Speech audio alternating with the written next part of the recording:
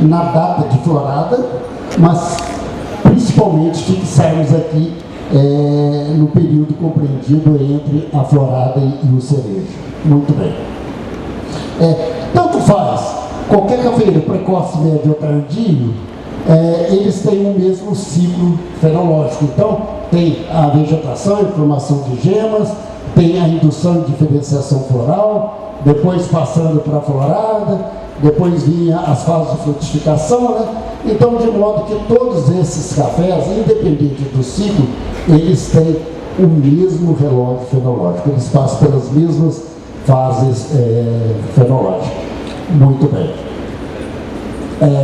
Agora, o ciclo fenológico do cafeeiro, ele demarca o início e o fim de cada fase. Aqui somente de uma forma didática, nem sempre é fixo setembro, nem sempre é fixo a época de florada, a época de colheita ou não, mas de uma maneira de muito geral, o ciclo vegetativo vai de setembro a maio e o ciclo reprodutivo vai de setembro a agosto. Então, nessa minha fala aqui, nós vamos falar sobre o ciclo vegetativo e o ciclo reprodutivo dos cafeeiros de diferentes períodos de maturação. Muito bem, vamos então iniciar com a fase vegetativa. Todo mundo sabe que a fase vegetativa, ela coincide com muitas fases da fase reprodutiva. Basicamente, a única fase que escapa aqui é esse período de repouso. Mas eu gostaria de chamar a atenção que o ano passado, por exemplo, nós não tivemos o período de repouso. Então, o cafeeiro, ele cresceu praticamente durante todo o ano. Mas, de uma maneira geral, essa aí são as fases que coincidem. E se elas coincidem, é lógico que uma fase vegetativa, ela concorre com a fase reprodutiva. E isso interfere no ritmo de desenvolvimento dos cafeeiros. Muito bem. Mas quem são os moduladores da fase vegetativa dos cafeeiros? Bem, os moduladores são o seguinte: primeiro, o clima. O clima, ele emite um sinal. O cafeeiro percebe esse sinal do clima e o café percebe o sinal do clima, que para iniciar a fase vegetativa, que é basicamente a primavera, com aumento da insolação, chuva e aumento da temperatura. Então, são as folhas que percebem esse sinal do clima. Então, disso a gente pode deduzir que um cafeeiro enfolhado, ele responde melhor às variações climáticas do que o cafeeiro desfolhado. Então, o cafeeiro, ele percebe o sinal que é do clima. Ao perceber o sinal, ele promove um balanço entre promotores e inibidores de crescimento, e ao promover esse balanço entre promotor e inibidor de crescimento, ele inicia a fase de crescimento, fazendo com que os promotores sobressaiam aos inibidores, ou então ele cessa essa fase de crescimento, fazendo com que os inibidores se sobressaiam sobre os promotores. Então, aqui nós vemos dois moduladores da fase vegetativa. Um modulador ambiente, que é o clima, né? E um fator bioquímico, que é o balanço hormonal. Muito bem. Mas a fase vegetativa, ela tem gatilhos e travas, né? E quais são os gatilhos que promovem o start da fase vegetativa? Os dias vão ficando mais longos, as chuvas retornam, a temperatura aumenta, os hormônios promotores começam a ser sintetizados, iniciamos a nossa parte, que é a iniciação da nutrição e o manejo da planta. Aí a planta, o cafeeiro começa a lançar nós e folhas, as raízes têm um surto de crescimento e os drenos passam a demandar mais energia. E ao demandar mais energia, a fotossíntese começa a ficar ativa. Então, tudo isso aqui, esses gatilhos, estão acontecendo mais ou menos em setembro. Assim como existem os gatilhos, existem também as travas, né? E as travas são exatamente aquelas travas que são opostas aos gatilhos, que acontecem aqui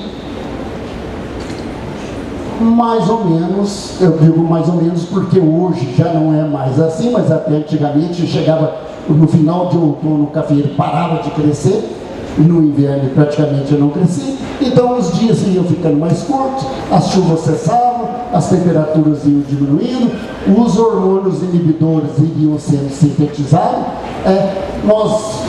a nutrição já estava finalizada, as raízes tinham seu menor nível de crescimento, os drenos demandavam pouca energia, porque praticamente os frutos já estavam maduros, né? E a fotossíntese diminuía. Então, veja só que esses dois gatilhos e estravas é que fazem com que a fase vegetativa seja acionada ou a fase vegetativa seja reprimida.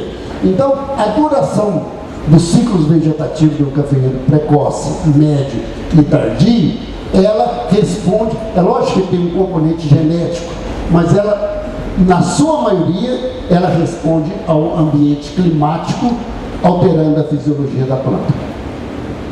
Tanto é verdade que a gente não se vê trabalhos estudando cafeeiros de diferentes ciclos fenológicos na fase vegetativa, porque aquilo que nós estudamos num ano, no outro ano já é diferente, porque o clima também muda. Muito bem.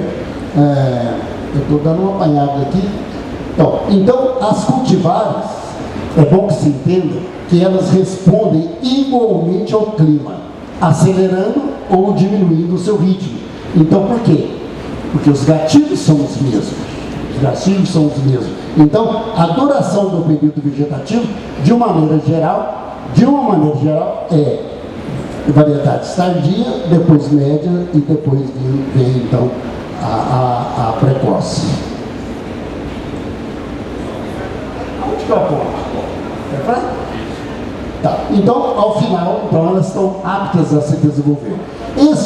Esta conclusão que eu tirei aqui, eu tirei de uma tese de doutorado, aliás, de uma dissertação de mestrado que foi realizada na fisiologia da UFLA, né, com a SAGE, e nesse trabalho foi o único trabalho praticamente que existe sobre o ciclo vegetativo de cafeeiros, no caso aqui precoce e tardio. Então, foi notado o seguinte, que o número de nós e o número de folhas, de uma maneira geral, é maior nas variedades precoces, sendo que o número de ramos não alterava. Bem, fio.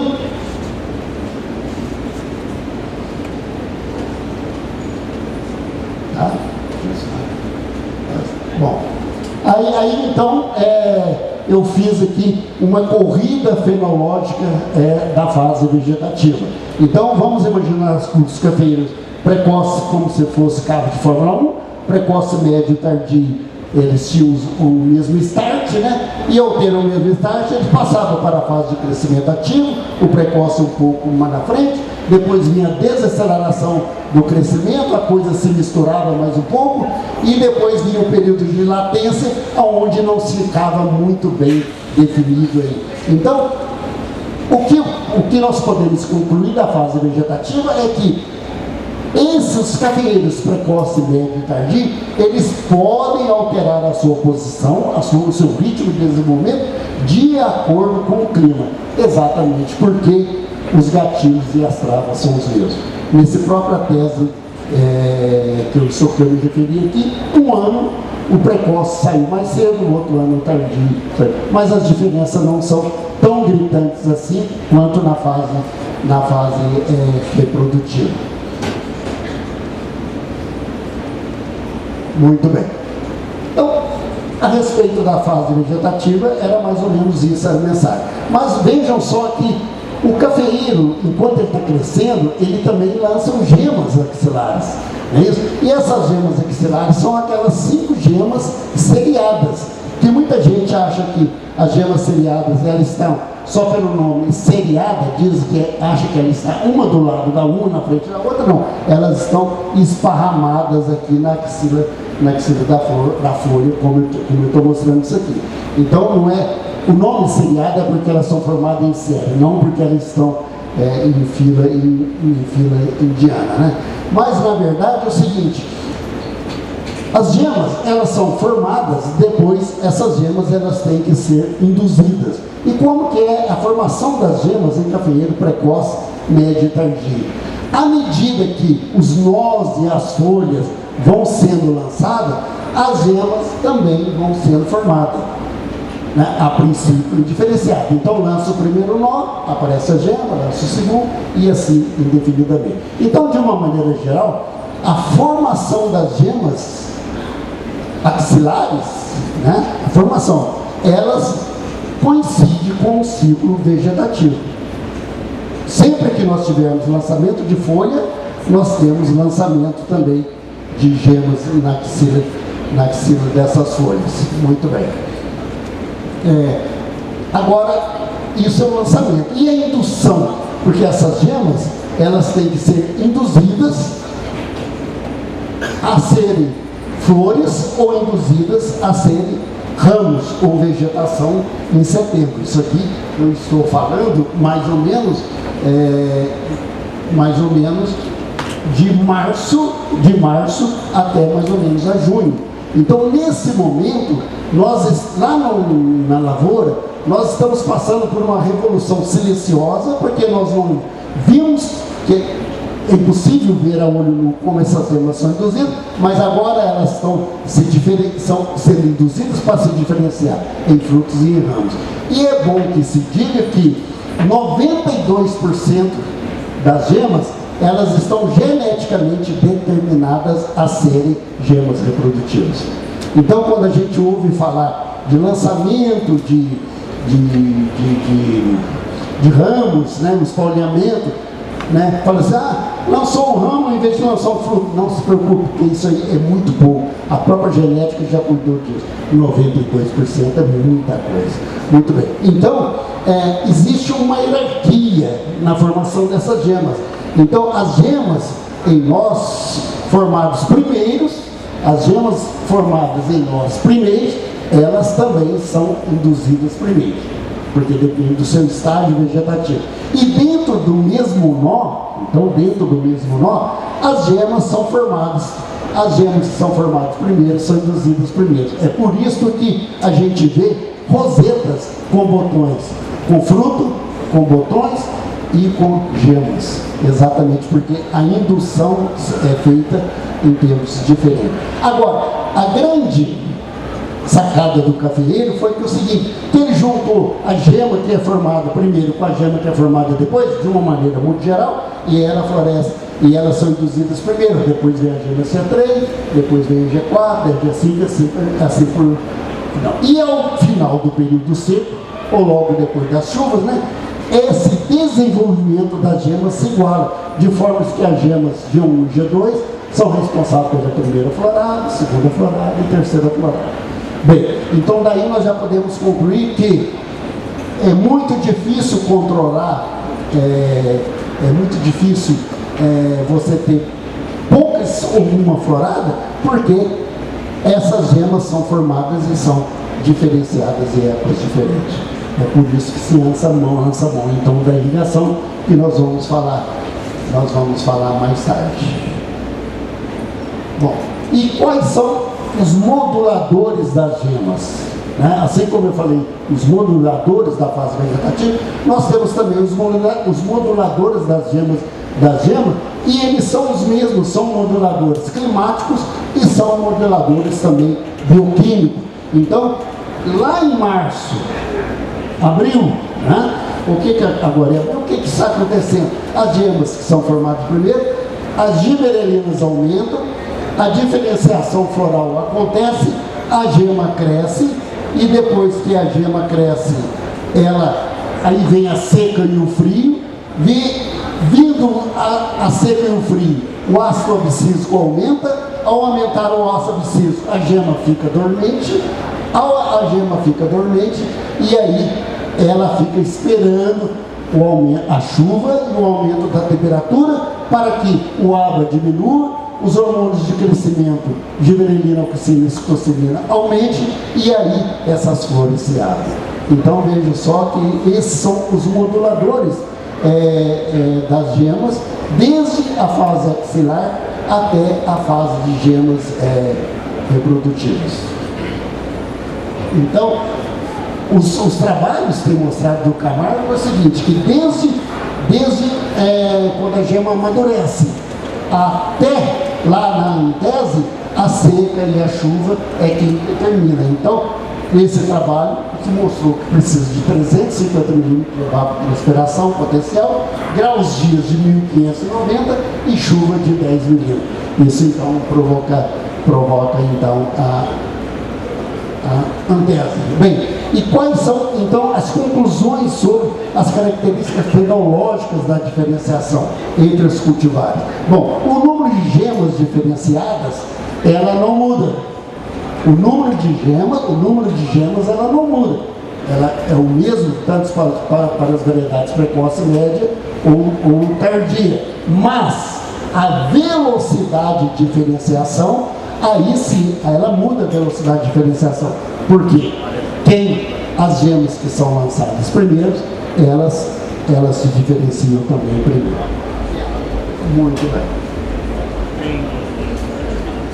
Então, como eu acabei de falar, nas variedades precoces, as gemas são formadas primeiro, porque essas variedades, de uma maneira geral, elas são colhidas mais cedo. Ao colher mais cedo, ela entra na fase de repouso, ela acumula reserva e aí elas começam o seu desenvolvimento mais cedo. Então, as gemas são formadas primeiro. O maior número de gemas entra no estágio E4, que é o estágio onde a gema adquire a competência para a fase da antese, e aí acontece então as primeiras floradas. Bem, voltando aqui à minha paixão, né? Vamos ver como é que ocorre a corrida fenológica da diferenciação. Então nós vemos aqui que as gemas precoces, de variedades precoces, elas se diferenciam primeiro porque o crescimento, às vezes, ele é antecipado. Isso para cafeeiro de sequeiro. Então, o que acontece? A corrida é dada largada. Gente, na hora do computador lá é bonito, né? A sincronização com a minha fala é perfeita, mas aqui... Opa! Aqui não está tão sincronizado assim não. Vamos ver. Aí é dado a largada, então vejo que as variedades precoces, as gemas são adiantadas, aí depois a corrida é reiniciada e chegando lá no final, quando as gemas entram em dormência, de uma maneira geral, as precoces entram em dormência primeiro e depois as do ciclo médio e depois a do ciclo tardio. Agora vamos ver como que essa corrida aqui se desenvolve. Oi? Olha lá. Então, ela segue o ritmo do crescimento vegetativo. Agora vamos ver, então, como ela se desenvolve. Isso porque...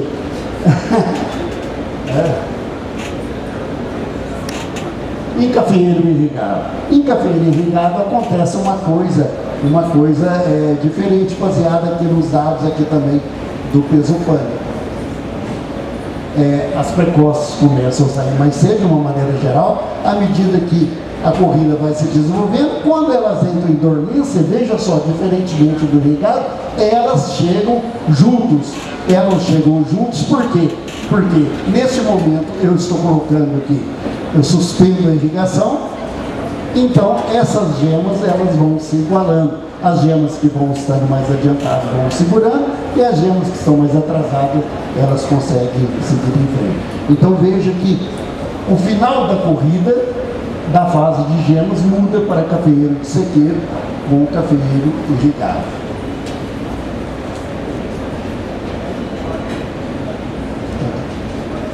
Então, também segue o ritmo de crescimento vegetativo, onde os gatilhos e as travas são os mesmos. Muito bem. Vimos também, nós já falamos sobre a parte vegetativa, a parte de gemas, e agora vamos entrar então na florada. O que acontece na florada? Quais são os moduladores da florada em cafeeiro? Primeiro, então veja só, nós chegamos naquela fase de dormência, onde praticamente estava tudo igual no cafeiro irrigado. Aí vem o período de seca, o ácido abscísico, que é um modulador bioquímico, aumenta, né? E aí o cafeiro entra em repouso, vem aqui as chuvas, e veja só, o ácido abscísico diminui, a auxina, giberelina e citrocilina aumenta, e aí as gemas, somente as gemas, na fase E3 e na fase E4, é que são aptas a perceber esse estímulo bioquímico. Gemas muito atrasadas não conseguem perceber esse estímulo. Então, quando nós temos esse conjunto de gemas ali, que percebe o estímulo bioquímico, o que acontece? Os botões crescem.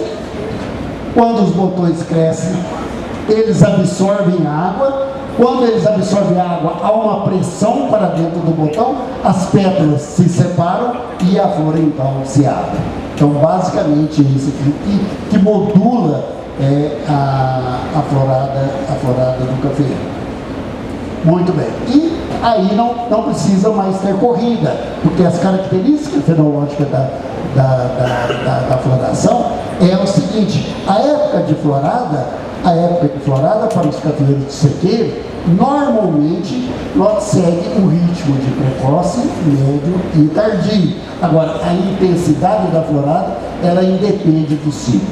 Muito bem. Então, sem indução de déficit hídrico, através de suspensão da regra ou irrigação, diversas floradas ocorrem, sendo as duas delas mais significativas. Muito bem, agora vamos ver o cafeeiro irrigado. O cafeeiro irrigado, como você suspende a irrigação e depois volta com a irrigação, eles se igualam, então a bandeirada é a mesma para todos, e aí sim, ele não se correlaciona com o ciclo fenológico. Isso quer dizer o seguinte: quer dizer que se você tiver no mesmo ambiente cafeeiros precoce, médio e tardio, e fazer a indução e submeter a seca e depois voltar com a irrigação, esses cafeeiros eles vão praticamente florescer na mesma época. Então veja só que o florescimento não se correlaciona com o ciclo fenológico. Então a deficiência hídrica no período de repouso das gemas tem 4.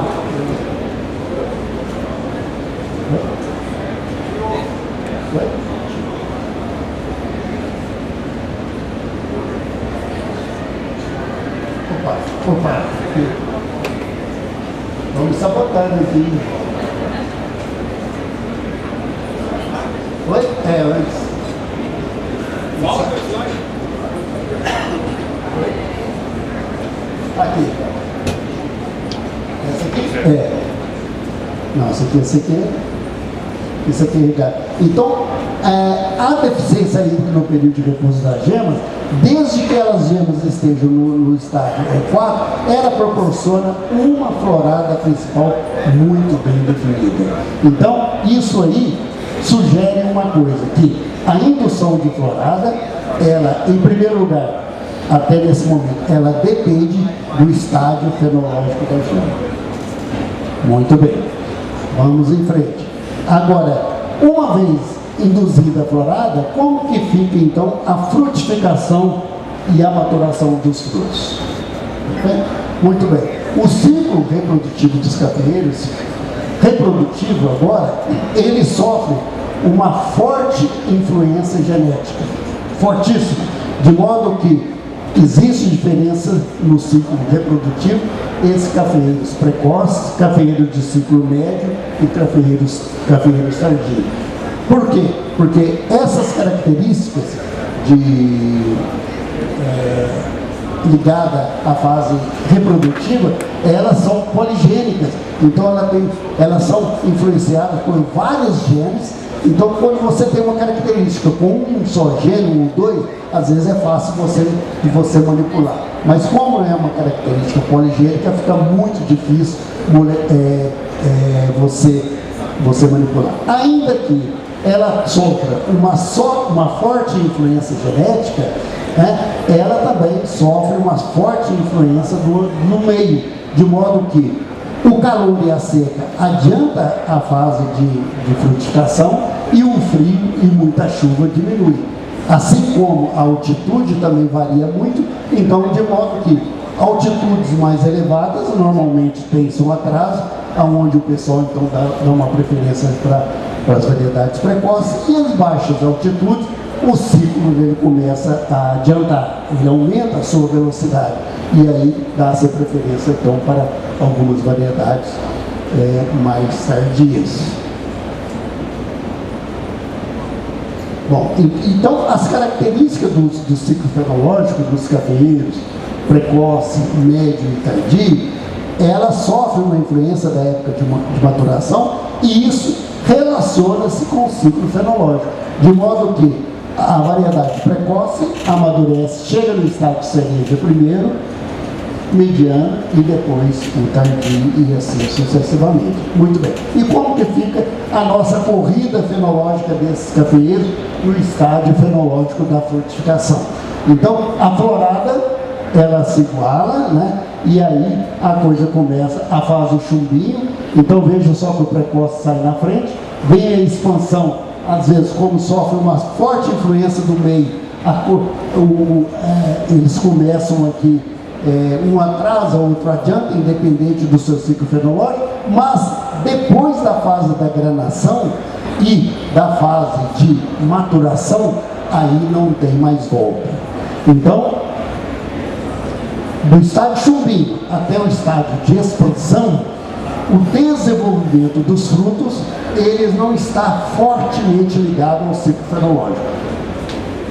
Precoce pode atrasar, tardio pode adiantar, muito menos, então, mas quando chega na fase da granação, aí sim que a coisa acontece, onde fica mais visível a influência do adianto da maturação do ciclo do precoce em relação ao ciclo tardio.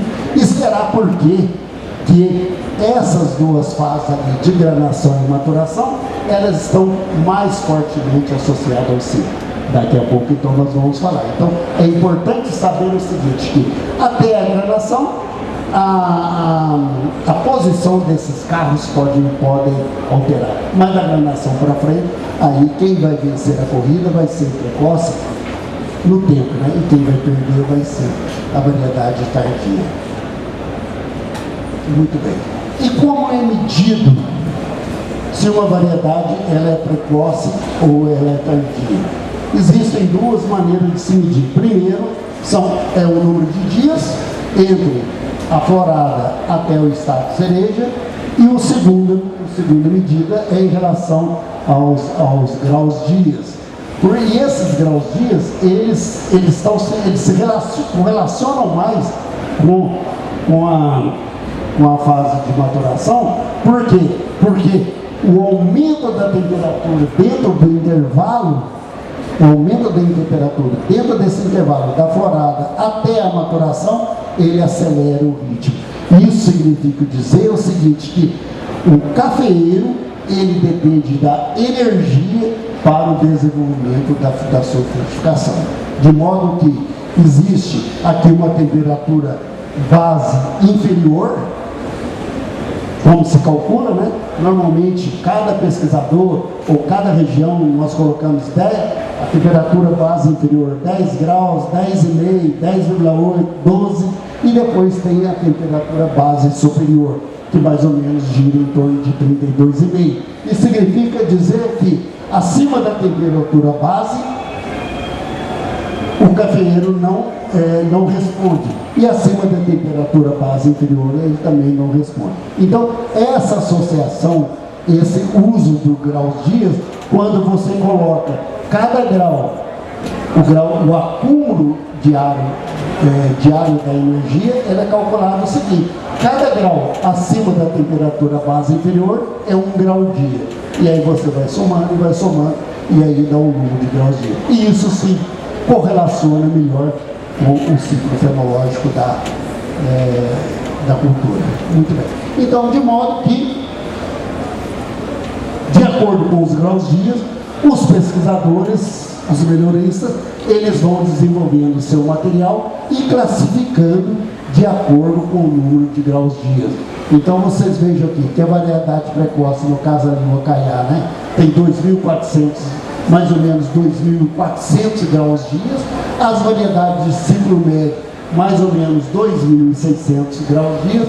E as variedades mais tardias, isso aí variando de 2.700 até 2.900 graus dia. E aí o pessoal vai classificando as variedades de acordo com o acúmulo de energia necessário desde o florescimento até a frutificação.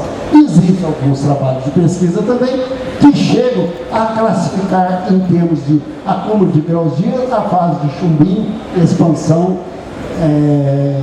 verde e cereja, e assim por diante. Muito bem.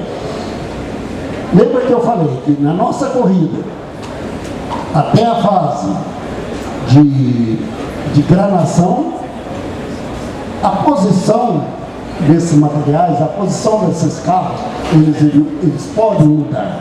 Mas a partir da fase de granação, aí a coisa é como se está carimbada, né? A variedade precoce vai florescer mais cedo, depois a tardia, a intermediária, depois a tardia. Isso está no amadurecimento, porque o amadurecimento ele está ligado à produção de etileno. Então o fruto, quando ele começa a produzir o etileno naquela região de inserção do pedúnculo aqui no fruto, então o etileno começa a aumentar. O aumento desse etileno muda a coloração do fruto, porque o etileno induz enzimas que degradam a clorofila. Então vai perdendo o verde, e o fruto vai ficando amarelo ou vai ficando vermelho. A textura também começa a mudar, porque o etileno, ele induz enzimas de degradação de parede celular, que começa então a picotar as paredes celulares, e aí o fruto começa a ficar mais macio. O sabor começa a mudar também. Os frutos vão começando a ficar mais doces, porque o etileno ele induz a degradação de amilases que transformam o amido em glicose e depois glicose em sacarose. E aí vai havendo o acúmulo de sólidos solúveis totais ali no fruto. E muda também o aroma. Né? Todo mundo, aquele cheirinho de fruto maduro, o fruto está amadurecendo. Por quê? Porque o etileno, ele aumenta a velocidade da rota do ácido químico. E o ácido químico, a rota do ácido químico, é uma rota responsável pela formação de voláteis. E aí você começa então a perceber aquele aroma do fruto em amadurecimento. Muito bem. Então, esse trabalho aqui da Sárgio, da dissertação que eu mostrei lá atrás, ele mostra de uma maneira muito inequívoca a relação do etileno na mudança do ciclo fenológico de uma variedade precoce e de uma variedade tardia. Então, veja aqui que nessa tese, a Sárgio mostrou que o catuai, né?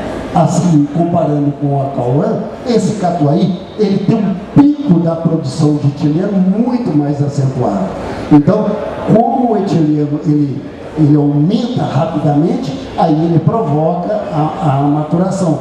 E já na variedade Cauã, por exemplo, aí a coisa já vai começando a ser mais demorada, porque o pico de etileno também não é tão pronunciado assim. Então, mostrando que, inequivocamente, o etileno é um grande modulador da maturação dos frutos. Muito bem. Aí vem a seguinte pergunta do Mosca, né? É possível conciliar a florada com a irrigação? Então essa é a pergunta que se faz, e aonde nós notamos o seguinte, algumas premissas antes de responder. Qual é a condição sine qua non para o cafeeiro floreiro? Período de restrição hídrica seguido de chuva ou irrigação. Esse é o ponto pacífico, todo mundo já sabe. Seca, seguido de chuva ou irrigação, o cafeeiro, então, ele é induzido a florescer. Muito bem. Aí, então, quer dizer que a resposta é muito clara, né? Que sim, é possível conciliar irrigação com a florada. Muito bem.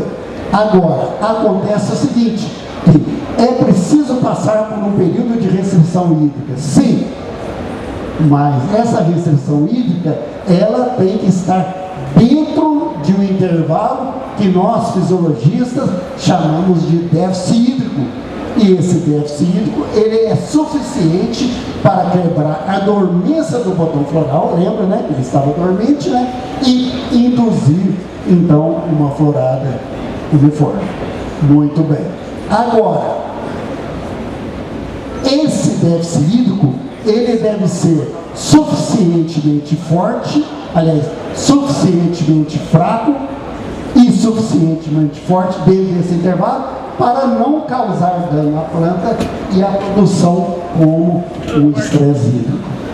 Então aqui fica subentendido que para a indução da florada basta um déficit hídrico, não precisa chegar então ao estresse hídrico. Muito bem. Agora, o que acontece? Então daí convém nós fazermos uma diferenciação entre déficit e estresse hídrico. Então, uma planta quando ela está numa condição favorável para florescer, né, o desenvolvimento da gema segue o seu caminho normal. A gema quebra a dormência, floresce sem problema nenhum. Agora, quando ela está em déficit, e o déficit significa, no caso que nós estamos falando aqui, a falta d'água, né? Aí sim, esse déficit hídrico, ele significa um sinal de alerta. Um sinal de alerta a um dano iminente. Porque se você deixar chegar no estresse hídrico, aí já está provocado o dano. Então, o déficit hídrico ele significa o seguinte: a possibilidade de que algum fenômeno aconteça, no caso a florada, né, sem causar dano à planta. Então, mas o déficit hídrico é o alerta de um dano iminente. Já o estresse hídrico já é um dano já instalado. Muito bem. Então, esses dados aqui, mostrando aqui do professor Pagotto, mostra muito bem isso, essa diferenciação. Ainda que ele não fale no artigo dele, mas se deduz que naquela pesquisa que ele fez, que com 4 dias após a suspensão da regra, né, estava com seca, choveu, né, o que acontece? Os cafeeiros, eles chegaram a um potencial hídrico de menos 65 a menos 1,45 megapascal, e esse déficit hídrico, ele é suficiente para induzir a florada. 4 dias, muito bem. Mas só que, quando esse cafeeiro chegar a menos 1,96, a menos 2,82 megapascal, com 6 dias, veja só, 2 dias a mais, ele já passava de uma situação de déficit para uma situação de estresse. Aí agora a pergunta que você faz, mas sempre esse período entre o déficit hídrico e o estresse hídrico será de 2 dias? É óbvio que não. Vai depender da água no solo, vai depender da profundidade do sistema radicular, vai depender da temperatura, vai depender da quantidade de folhas, ou seja, de N fatores que podem interferir na passagem de um déficit hídrico para o estresse hídrico.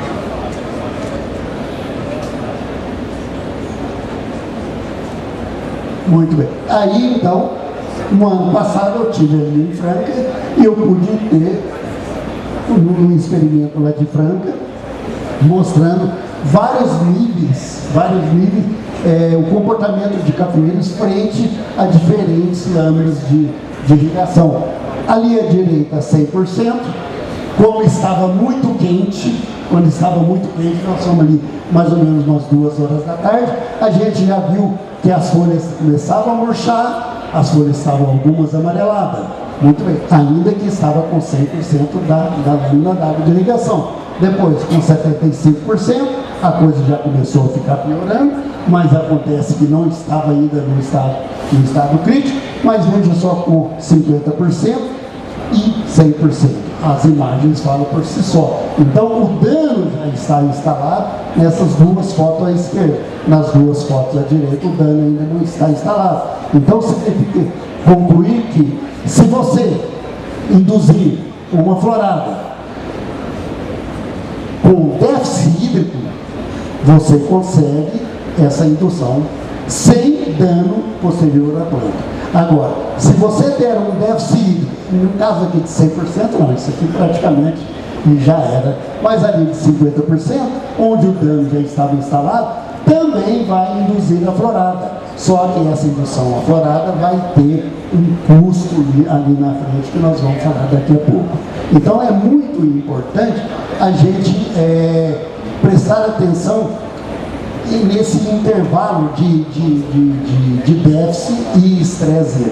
Esse trabalho aqui também foi um trabalho feito por Crisopani, onde mostrou aqui o seguinte, aqui no eixo Y a produção de flores e no eixo X aqui a intensidade do déficit hídrico. Então, de modo que, note que quando o cafeeiro chegou a menos 1,4 megapascal, que é caracterizado como um déficit hídrico, nada demais, essa lavoura aqui, ela teve quase 80% das gemas induzidas. Note que, se você aumentar o déficit hídrico, passar aqui, por exemplo, a menos 2,8, aqui, que já é um estresse hídrico acentuado, veja só que a percentagem de flores induzidas já não varia tanto. Então, não compensa você apertar a planta, exigir dela o máximo para aumentar a taxa de indução de 80% para 85%. Mas aí alguém pergunta, mas por que alguém faz isso? A resposta talvez seja o seguinte: pelo sim, pelo não, eu vou fazer um déficit hídrico violento, e aí vai induzir a florada, vai dar uma florada espetacular, e aí nós vamos ficar satisfeitos, porque floresceu. Mas a pergunta que fica é essa: floresceu, mas essas flores, elas vão se transformar em fruto? Aí já são outros 500. Então, não adianta falar assim, vamos forçar a planta que vou garantir. A florada, a indução da florada, ela é garantida como a indução de um déficit, não precisa chegar no estresse. E outra coisa, então, veja só, o nível de estresse, o nível de desidratação o segundo ponto aqui mostra que é o estádio da gema reprodutiva. Então note aqui o seguinte, que se nesse caso aqui à direita, a maior parte das gemas estava aqui no estádio E4, e nesse estádio E4 mais ou menos, mais de 60% das gemas são induzidas a florescer. Agora, se você colocar o déficit numa gema que ainda não passou por esse estágio E4, está ainda no estágio E2, E3, a indução da florada é muito menor. Então, nós temos que observar aqui o seguinte, 2 pontos. Quais são os fatores que determinam a intensidade de uma florada? A intensidade da florada ela é determinada por 2 fatores. Primeiro, pelo nível de déficit e o estágio fenológico das gemas. Muito bem. Então, nós temos que tomar cuidado com o nível e a duração do estresse, porque a concentração da florada, às vezes, ela pode significar uma perda no crescimento, uma perda na produção do próximo ano, ou então desse mesmo ano. O negócio hoje está pegando, ele está buzinando aqui. Bom, então veja só que coisa interessante é essa aqui, que nós chegamos a essas conclusões. Bom, muito bem. Então, é possível conciliar florada com irrigação? Sim, é possível conciliar florada com irrigação, desde que você aplique um déficit hídrico adequado e desde que você aplique esse déficit hídrico com as gemas no estágio fenológico maduro, que é a fase E4. E alguém pode estar me perguntando, mas que fase é essa? É aquela fase onde nós estamos, onde os quatro botões estão juntos, aquela que nós chamamos de dente de cachorro, né? E logo depois ela começa então a se descolar, ela começa a abrir. Esse é o estágio ideal para você aplicar então a volta da chuva. Muito bem. Agora, então ficou muito fácil compreender a questão de conciliação da florada com a irrigação. Mas e a maturação? É possível conciliar maturação com a irrigação? E aí nós temos que começar a imaginar o seguinte: qual é a condição sine qua non para o fruto amadurecer? Produção de etileno pelos frutos. Então, o café, o fruto de café, ele tem que produzir o etileno, e esse etileno ele vai desenvolver aquelas características que eu mostrei aqui, e o fruto vai amadurecer. Sem a produção de etileno, o fruto não vai amadurecer. Então, isso aí é uma condição sine qua non. Bem, então, seguindo aqui no início do raciocínio, o estágio fenológico do fruto também é importante, porque a granação, ela, o fruto, aliás, o cafeeiro precoce, ele chega na granação primeiro. Então, se ele chega na granação primeiro, ele começa a partir dali para frente, depois quando isso aí estiver mais ou menos passando do verde, chegando no verde cana ali, ele já começa a produzir o etileno. Então ele vai produzir o etileno vai aumentando e esse fruto vai amadurecer. Então, o fruto do cafeeiro precoce, ele, pelo seu próprio adiantamento, ele está apto a perceber o sinal que é o etileno, do que os frutos de maduração, de variedade de maturação mais tardia.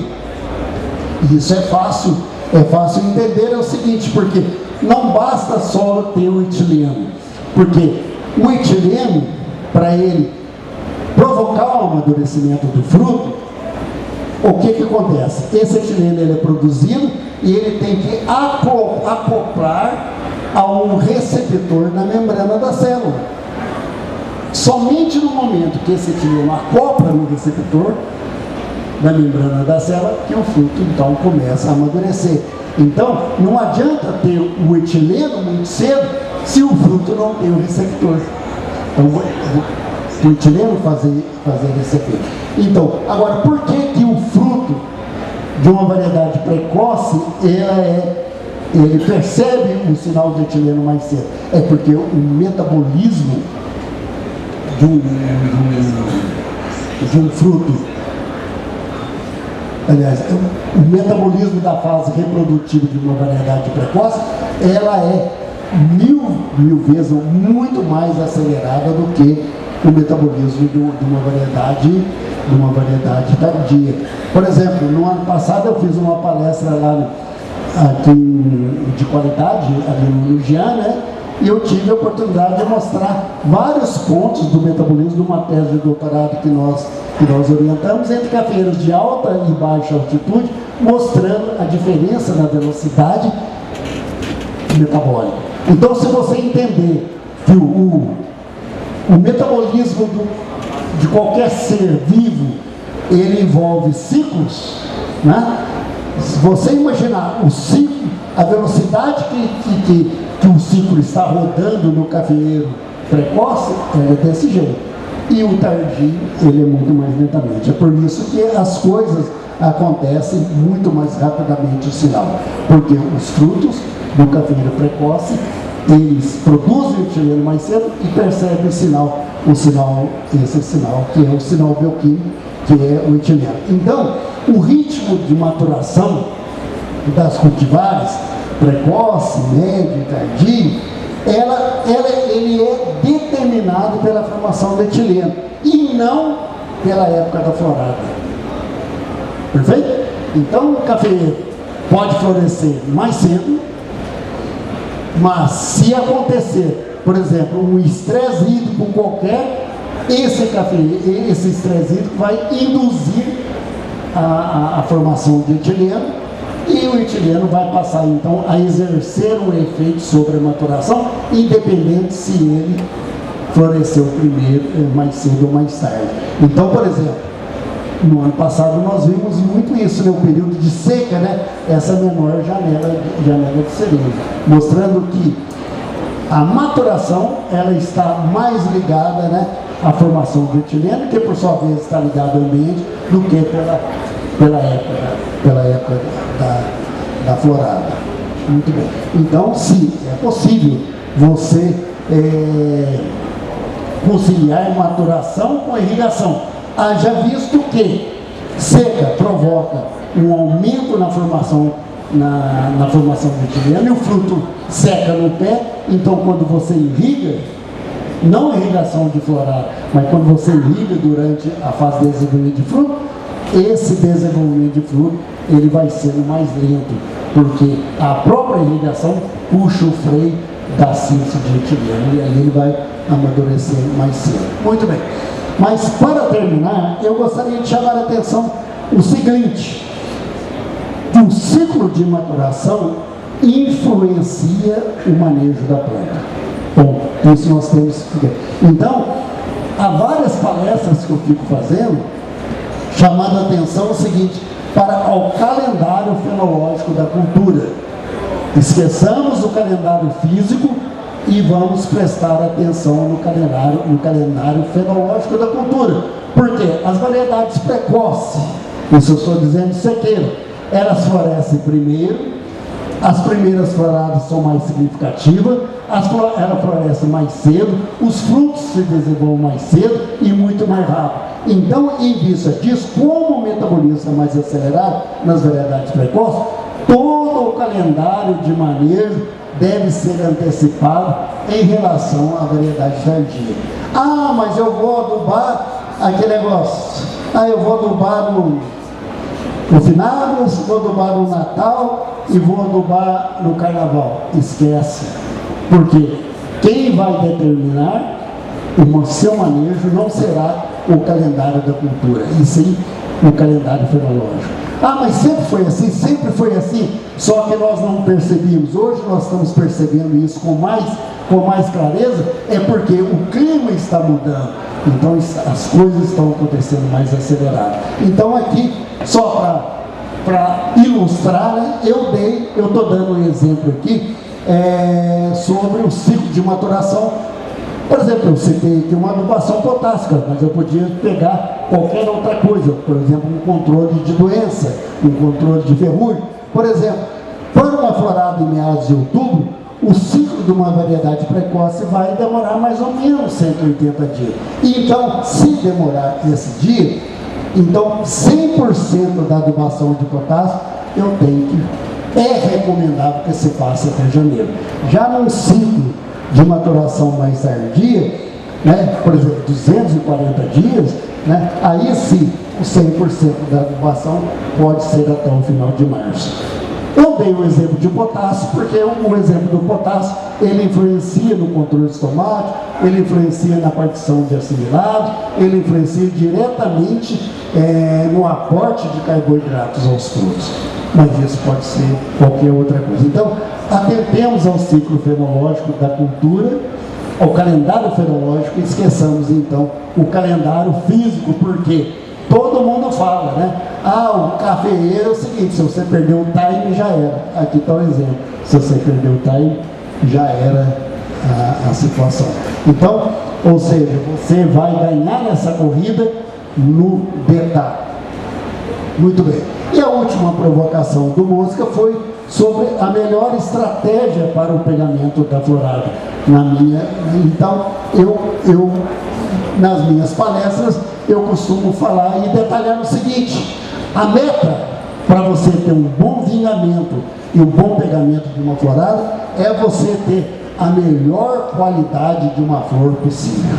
E qual que é a melhor qualidade de uma flor possível?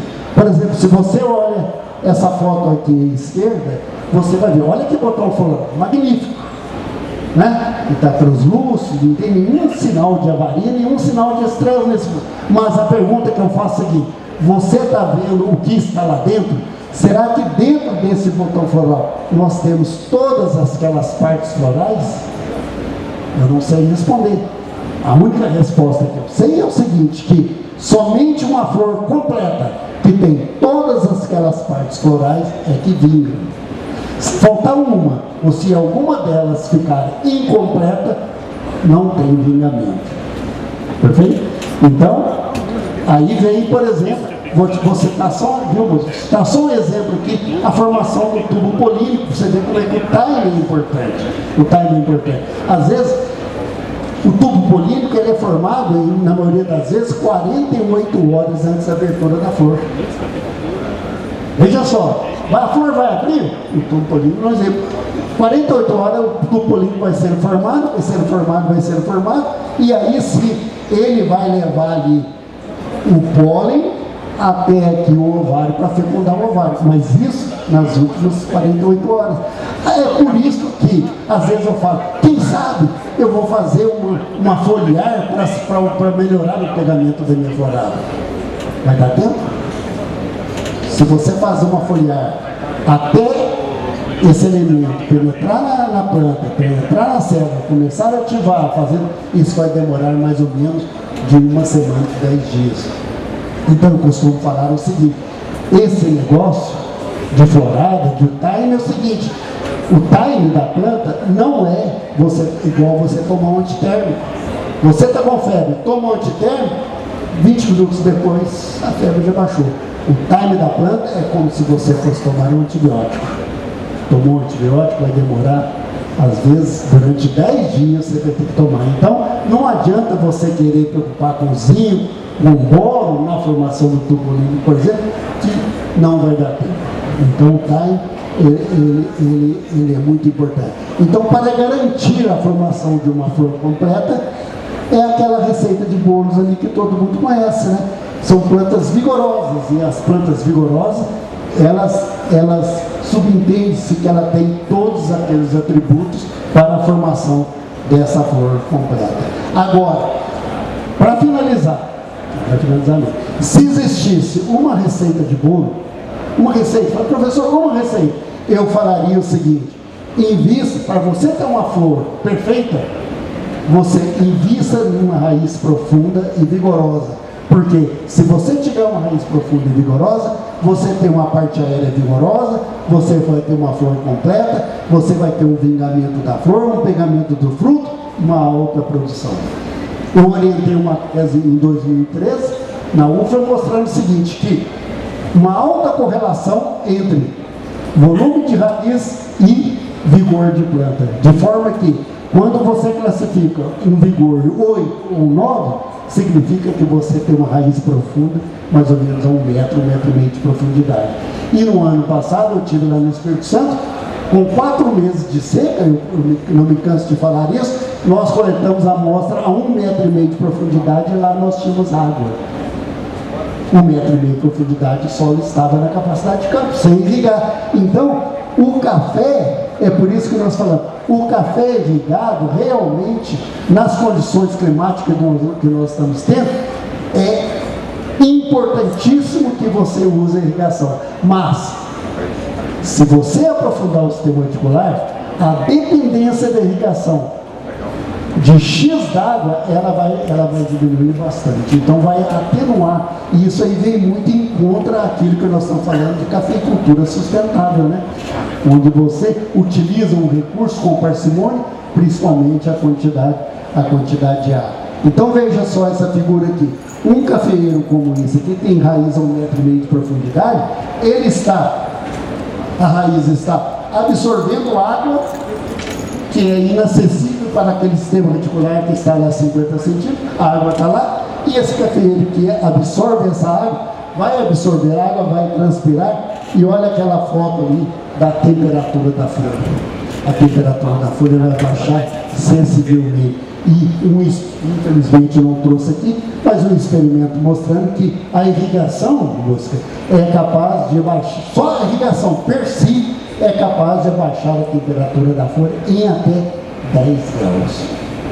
Quem faz isso? Nada consegue fazer, somente um cafeeiro sombreado. Então daí a importância da irrigação. Então o cafeeiro com raiz profunda, ele absorve água e nutrientes, joga para a parte aérea faz fotossíntese, joga carboidrato e fica aí então um ciclo vicioso, um colaborando com o outro e todo mundo ganha. Então para mim a receita seria essa. E isso passa aqui por esses pilares. Todos esses pilares que eu estou mostrando aqui, eles estão embasados num crescimento radicular e para um crescimento de folha, de forma que vai fazer com que haja uma boa relação entre raiz e parte aérea, e aí você vai conseguir mitigar esse estresse ambiental que tanto está causando dano à cafeicultura. Pessoal, eu agradeço pela atenção e paciência. Eu sei que foi muito rápido, mas o assunto é extenso.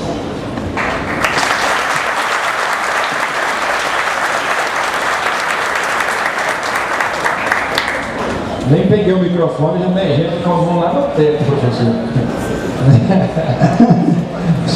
Se o pessoal for igual eu, a gente já ficou pensando em mais uns 10 títulos para o ano que vem. Então, só para reforçar, temos lá o QR Code lá. Não é para votarem, e sim para sugerir temas para a FEM Café do ano que vem. Ô João, tudo bem? Quem que ergueu a mão primeiro? Agora eu não sei. O Durval, vamos por idade, certo, Léo? Você é o mais novo, então você que vai ser o primeiro. Sou mais jovem. Professor, eu queria tirar uma dúvida do senhor, é o seguinte: as fases fenológicas do café, elas são induzidas quase que exclusivamente pelo teor dos hormônios reguladores de crescimento que estão na planta na hora correta. Bom, se isso é verdade, as fases fenológicas elas são coordenadas pelos hormônios, pelos reguladores de crescimento. Se eu tiver a certeza da quantidade ideal desses hormônios, desses reguladores de crescimento, em cada fase fenológica do café, eu não posso pegar uma posição ideal desses hormônios em cada fase fenológica e pulverizar ou levar esses hormônios ao regulador de crescimento e fazer com que a produção seja ideal? Perfeito. Excelente pergunta, excelente. Esse é o meu sonho de consumo. Às vezes eu fico falando com a minha esposa Patrícia, que está aqui. Se eu conseguisse fazer isso, eu ia ganhar o prêmio Nobel. Mas acontece o seguinte: a questão hormonal, ela não é muito como 1 mais 1 igual a 2. Os hormônios, eles agem em pequenas concentrações, de modo que, às vezes, uma concentração um pouco acima ou um pouco abaixo do ideal, ao invés dela promover a inibição, ela promove, e ao invés de promover, ela inibe. E aí que vem qual que é a dificuldade? A dificuldade é eu saber qual que é o nível endógeno de hormônios que tem na planta para que eu acrescente o exógeno. Porque aí o endógeno mais o exógeno dá aquela concentração ideal e as fases são então sincronizadas. Mas como é que eu vou saber o endógeno? É uma análise caríssima, então está fora de cogitação fazer isso. Então, infelizmente, nós temos essa resposta ainda, aliás, esse benefício para a cafeicultura está muito longe de ser resolvido, mas é uma saída, né? Professor, quem que manda lá na casa do senhor? Ela mandou o senhor tomar água. Ronaldo, explica agora. Música, depois tem uma aqui no Guilherme, tá? Música. Professor, aqui, o Ronaldo, lá de Minas. Ronaldo. Deixa eu falar com o senhor, primeiro, parabéns pela palestra. É sempre um prazer ouvir o senhor. Tanto legado aí, tem tempo com nós aí na cafeicultura, com a fisiologia, com a irrigação, e agora com a torrada. Dizer que os trabalhos do senhor, os estudos do senhor têm sido norteados no trabalho de campo, nos últimos 10, 15 anos. Nós temos usado na prática praticamente os estudos que o senhor tem feito na UFA, e a gente tem tido relativamente sucesso. Porém, a gente tem uma dificuldade de interpretar com certa assertividade o déficit controlado. A gente já trabalha há muitos anos, mais de uma década, com o déficit controlado. Porém, a gente tem mais de fazenda a fazenda, de área por área. A gente identifica pequenos níveis de diferença, a gente trabalha com níveis diferentes por exemplo, a gente tem evapotranspiração menor numa região e um pouquinho maior na outra. O senhor indicaria que a porcentagem dessa evapotranspiração desses déficits e qual o limite de limite que o senhor tem feito em alguns estudos relacionados a isso? 120, 130, 140, 150 milímetros de déficit nesses meses aí até chegar na colada? Boa pergunta. De uma maneira geral, eu não tenho esse número ainda exato para te responder.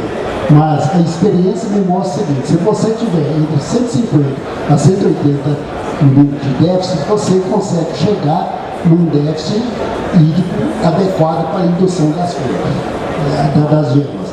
Mas a experiência prática mostra o seguinte: que se você vai na lavoura, ela murcha à tarde e chega de manhã, ela recupera a sua turgescência, isso significa que o cafeeiro, numa determinada parte do dia, ele entrou em déficit hídrico. Então isso já é um indicador. Então, se você começa a monitorar isso durante 4, 5, 6 dias, para você voltar com a irrigação, aí já é o suficiente, porque o cafeeiro já está induzido. Agora, não precisamos esperar aquele absurdo chegar a torrar a planta para voltar. Tem aqui, depois o Guilherme aí, depois aqui. Ô professor, tudo bem? Parabéns pela palestra, deixa eu abrir aqui para uma pergunta. Professor, você mostrou ali num momento para nós que tem os momentos cronológicos que devem ser respeitados. Então isso é fenomenal, a gente tem que buscar acompanhar o seu raciocínio e executar isso. Contudo, porém, entretanto, na cafeicultura do Conilon, nós esbarramos num desafio que é em uma mesma área possuir diferentes materiais genéticos, que são clones. E por estarmos aprendendo, basicamente trocando pneu com carro em movimento, alguns layouts, alguns desenhos de plantio, quando foram feitos na sua primeira vez, colocaram materiais precoces, intermediários e tardios no mesmo talhão. Então eu tenho um material que eu vou colher em diferentes momentos, que está produzindo flor em diferentes momentos, e estão no mesmo local. Os novos não, os novos a gente está respeitando isso, mas nesses momentos, o que a gente tem feito? Priorizado aquilo que é precoce e feito o tratamento em cima desse. O raciocínio está correto, professor? Exatamente. Prioriza o precoce, porque se você não priorizar o precoce, você vai perder seu time. Então você está seguindo a risca aquilo que eu venho falando. Você está olhando o calendário cronológico e não o calendário da parede. Mas isso não é próprio só do Conilon Canepa, não. O próprio, quando você faz experimento de suspensão de regra, aí você vai medindo o potencial hídrico de uma planta, você vai ver que você acha que por ser arábica, todas as plantas vão atingir aquele potencial hídrico por igual, está muito enganado. Você vai ter, às vezes, com 4 dias de suspensão da regra, você vai ter grupo de plantas com menos 0,6 megapascal, você vai ter grupo de plantas com menos 1,5, você vai ter grupo de plantas com menos 2,5. Aí, essa é a dificuldade da coisa, porque se fosse tudo homogêneo, seria muito fácil. Você ia lá medir uma planta, acabou. Bastava comprar uma bomba de Schollinger, que não é tão cara assim. Mas acontece que a variabilidade dentro de um talhão é muito grande, que ela depende de vários fatores, da planta, depende do clima, depende do solo. Então essa heterogeneidade ela é maior no Canepa, assim, no Conilon, mas ela existe também no arado. Professor, parabéns pela palestra. Uma pergunta bem sucinta aqui com relação ao que o senhor explicou. E às vezes é difícil, só complementando ali o que o Ivan falou, que é monitorar o nível hormonal em determinadas fases. Mas o que a gente pode supor, prevendo combinação dos hormônios, a gente pode prever que o clima possa modular a planta a determinados níveis que possa aumentar. E aí vem a minha pergunta, por exemplo, a queda de chumbinhos que acontece posterior à florada, no desenvolvimento. A gente sabe que no professor Nick, no capítulo de ácido abscísico, o ácido abscísico, à medida que o déficit hídrico é mais severo, ele começa a se acumular na raiz, ser feito ali. E uma grande relação benéfica que tem é com a auxina, porque começa a aumentar o sistema radicular, para aumentar a captação de água. Só que tem um agravante que o ácido abscísico fecha o estômago. Então a planta para de ter produtividade hídrica. E alguns trabalhos de irrigação mostrando, que na época do mestrado não se chegou muito a isso, é que a condutividade hidráulica do café, por ser uma madeira mais densa, ela é mais de difícil acesso, provocando embolia, até problemas de vascularização dessa planta. Então eu queria saber se é o seguinte, à medida que o déficit ele é mais extenso, acumula mais ácido abscísico, beleza, mas quando volta a hidratação, tem a dificuldade da condutividade hidráulica. E um outro problema é que no livro do professor fala que o ácido abscísico, em consórcio com água, ele é muito mais específico com o etileno. E aí poderia ser uma explicação de por que o chumbinho cai depois de um déficit severo, científico? Exato. Então, e é importante se dizer o seguinte, que a condutividade hidráulica do colilon, ele é muito maior do que a condutividade hidráulica do arara. Isso aí já é uma vantagem enorme.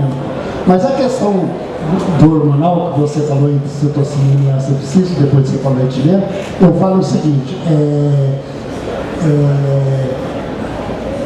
nós não devemos falar em equilíbrio hormonal, porque equilíbrio hormonal significa que a coisa está equilibrada, hormônios de crescimento está em equilíbrio com hormônios inibidores. Então o equilíbrio não é desejável e nunca acontece. O que acontece é o seguinte, que você altera as condições.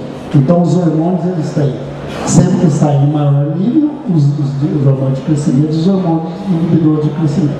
Agora, a questão da queda de chumbinho que você falou é o seguinte, a raiz, em déficit hídrico, ela produz muito um precursor do etileno, que é o ACC. Então, o que acontece? Quando você dá o déficit hídrico, o ACC aumenta, esse ACC sobe, e lá na parte aérea ele se transforma em etileno. E aí ele se transforma em etileno, a coisa... É por isso que existe um delay entre a queda de fruto e o estresse. Mas tem a correlação entre ácido abscísico em função da produção do ACC, o etileno fazer com que a planta expulse esses frutos se ela não está preparada para atender a demanda. Exatamente, então essa relação é básica para todo o estresse. Mais duas perguntas só, senão o Rogerinho está até com urticária ali para fazer a palestra dele. Boa tarde. Eu chamo Furtinho, satisfação ver aqui, Danizete. Muito bom. Eu vi aqui, né, e você ressaltando, né, a necessidade de uma nutrição equilibrada.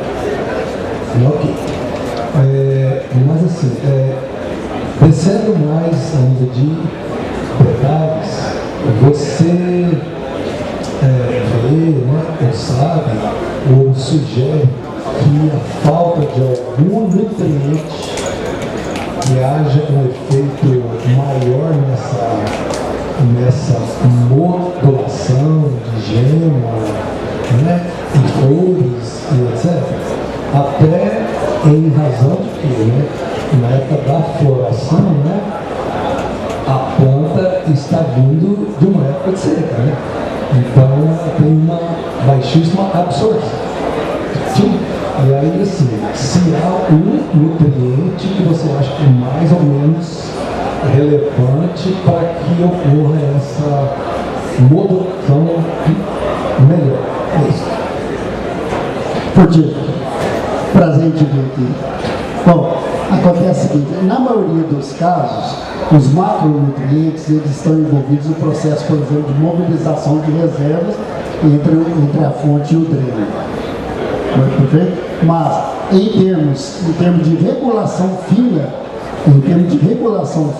eu destaco os micronutrientes, porque eles sim, eles que vão ser os indutores de enzimas que vão reprimir ou se vão acelerar determinada rota metabólica. Então, de maneira geral, basicamente todos esses micronutrientes que a gente está cansado de lidar no dia a dia, cobre, zinco e outros, né? Por exemplo, nós temos ferro, tudo isso é importante. Né? Então, eu diria o seguinte, que a regulação mais grossa ficaria a cargo dos macronutrientes e a regulação mais fina dos micros. Uma última pergunta aqui do Sérgio. Valeu, professor. Muito boa a palestra, obrigado. Dentro do assunto do amigo, essa dificuldade que a gente vem conduzindo a lavoura com as devidas adubações e pulverizações. E nesse momento, né, nós temos aí a maturação e então um total vigor, as folhas excelentes, e a gente começa a entrar no processo de seca, já começa a ter dificuldade das pulverizações, de absorção, e vem a polêmica do cálcio e bora. Né? A gente acabou de colocar aí que o bora atua 48 horas antes da flor abrir. Então, qual seria a melhor maneira da gente garantir que vai ter esse bora, ou faz uma pulverização realmente tipo 15 dias, 20 dias antes, mesmo com a absorção sendo baixa, ou mantém agora, vai ser suficiente até lá? O que o senhor me diz disso? Antecedência. Então, com a máxima antecedência possível, faça. Então, e dentro dessa antecedência, eu queria somente chamar a atenção para um fato que aconteceu no ano passado. No ano passado, muitos cafeicultores deixaram de fazer muito manejo por causa do inverno. Porque existia aquela máxima, né? Em inverno eu repouso, então a planta está em repouso, eu não vou fazer nada. Então, o que aconteceu no ano passado? No ano passado nós não tivemos inverno. Eu tenho até uma matéria no YouTube mostrando isso. Maio, junho, julho, a planta lançando folha. Então, se eu tiver que dar uma dica, a dica minha seria o seguinte, que observe a planta. Se a planta estiver lançando folhas, que é a parte mais fácil de visualizar, isso quer dizer que ela está metabolicamente ativa. E que se ela estiver metabolicamente ativa, aquilo que você quiser, ela vai responder. Pode ser que ela vai responder na sua totalidade, mas ela vai responder sim 50%, 60%, talvez 60%. Então, olha a planta. Independente da época, se ela estiver lançando folha, mete bronca. Bom, então, professor, muito obrigado. A nossa salva de palmas.